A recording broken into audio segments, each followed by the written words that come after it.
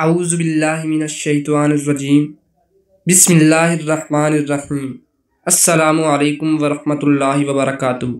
حضرت عیسیٰ علیہ السلام کسی مقبرہ سے گزر رہے تھے کہ ایک شخص نے زندہ ہو کر انہیں آواز دی۔ حضرت عیسیٰ علیہ السلام نے اس سے پوچھا، دنیا کے اندر تم کیا کیا کرتے تھے؟ اس نے کہا، میں کلی تھا، سر پر بوجھ ڈھوتا اور اسی سے روزی کماتا تھا۔ ایک دن کسی آدمی کی لکڑی میں نے اپنے سر پر لاد رکھی تھی، غلطی سے اس میں سے ایک تنکا نکال کر میں نے اپنے دانتوں کا خلال کر لیا تھا۔ جب میرا انتقال ہو گیا تو اللہ تعالیٰ نے مجھے اپنے سامنے کھڑا کیا اور کہا، اے میرے بندے، کیا تمہیں اس وقت پتہ نہ تھا کہ میں تمہیں ایک دن اپنے روبرو کھڑا کرنے والا ہوں؟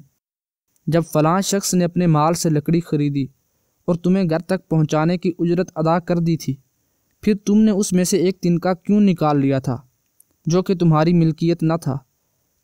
تو نے میرے حکم کی صریح خلاف ورزی کی ہے، لہٰذا میں اب آپ سے اللہ کا واسطہ دے کر التجا کرتا ہوں کہ بارگاہ الہی میں میرے لیے سفارش کر دیجیے، کیونکہ میں 40 سال سے محض اس ایک جرم کے حساب میں گھرا ہوا ہوں۔